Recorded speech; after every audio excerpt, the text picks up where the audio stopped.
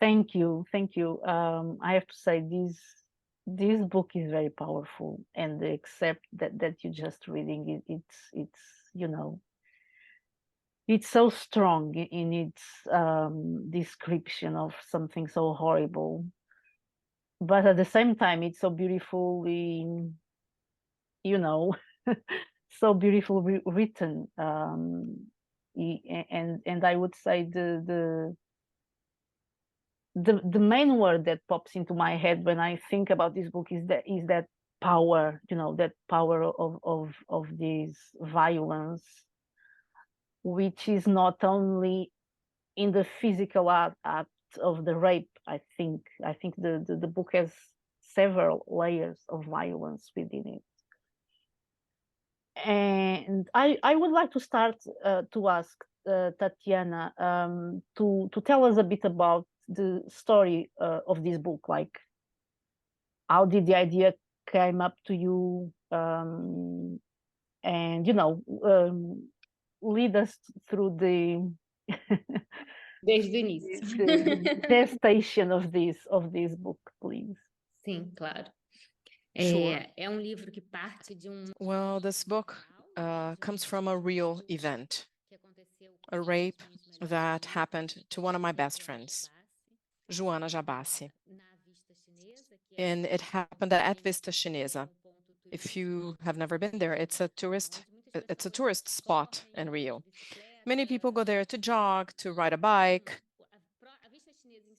And Vista Chinesa itself, it's actually a lookout at the Tijuca forest when you're going up the hill of Corcovado until you reach the Christ the Redeemer statue. In 2014, my friend went out for a jog, and she was dragged to the forest and raped. At the time, I lived in Portugal, where I currently live, and I had come to Portugal for a year at the time. And I heard about this event. I received a phone call. We are very close friends, and with phone calls and video calls, I was updated on the facts.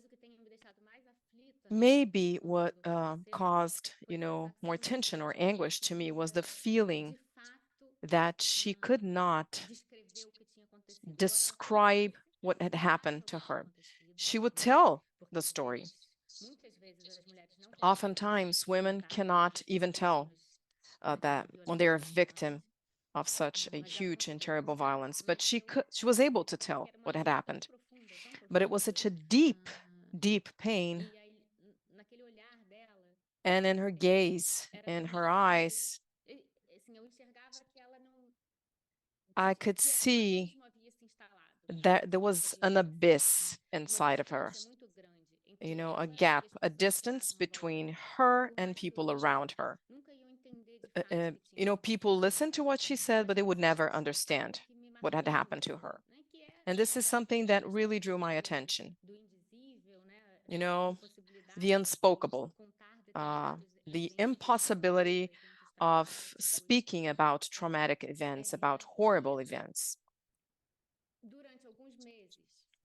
And for a couple of months, the police was searching for the aggressor.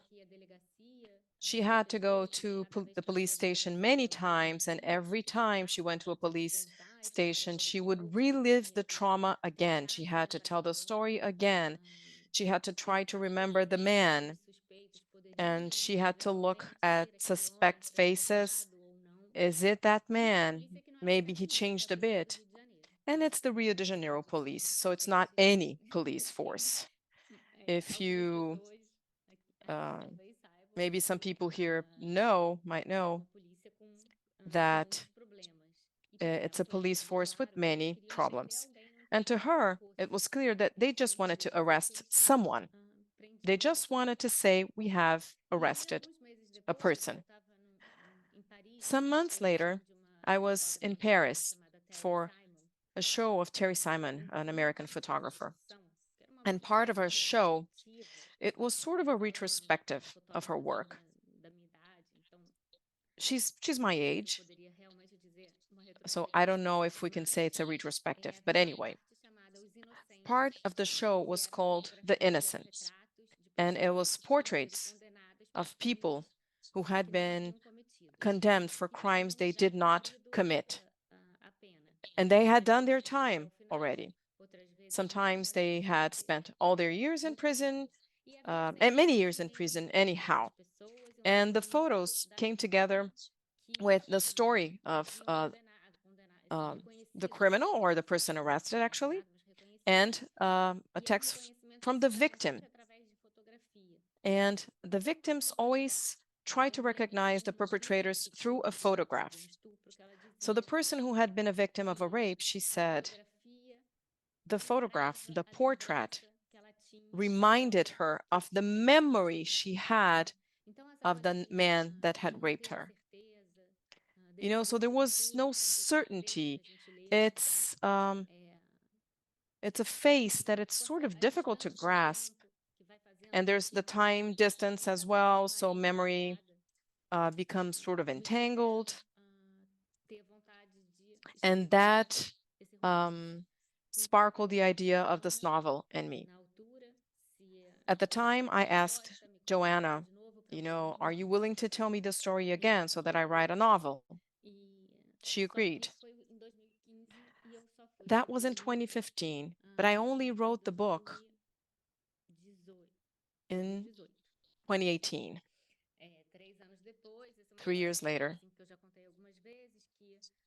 And I've told the story a couple of times because in 2015, after I had the idea for this novel, I got pregnant with my first child. And I thought, I'm not going to write a book about a rape while I'm pregnant. Otherwise, the boy will go straight from the maternity yard to a psychoanalyst office. Otherwise, the blame, the guilt feeling is going to be there from the start. So I said, no, I'm going to put this project aside and I'm going to write it later. Well, I got pregnant, I was breastfeeding, life went on. And in 2018, I was pregnant again of a girl. I really felt a need to write the book, and I thought, I'm going to write it now. Sure, the fact that I was pregnant with a girl, looking back now, I realized it. The fact that I was pregnant with a girl, the need really arose. The need of telling the story, of removing the veil of silence, the veil of an unspoken thing. I felt that Joanna could not turn her story into words, and I talked to her again. Well, almost 4 years had gone by. 4 years since the event, and 3 years since I had the idea of writing the book. When I talked to Joanna, something caught my attention. The way she talked about it was so present. It sounded as if it had happened the day before, but not 3.5 years before. And I was even scared by that somehow. No one had talked about it with her anymore. Well, they discussed it right after the event, but then no one talked about it anymore. And seeing the urgency of that, the presence of that, it increased my need to write the book. I interviewed her many times, and she once again told me everything that had happened, but she told me in a different way, in a way she had never told a story before, with lots of details, lots of details.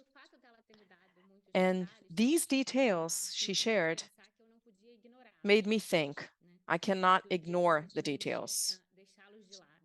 I cannot set the details aside. I also wanted then to write a book that would use and work with the details. I was very impressed. How can she have so many details in her mind so many years after the event? And as I was writing, she would remember more details and share them with me. So it was an ongoing exchange process, moved by her sense of urgency, by my pregnancy with a girl. And I wrote the book while I was pregnant and while I was breastfeeding, 2 years in total, including the interviews. And people would ask me, what are you writing about? And I would tell them the topic. And people would say, are you crazy? Are you going to write about this while you're pregnant? So I think that I gave birth to a stronger girl because of that.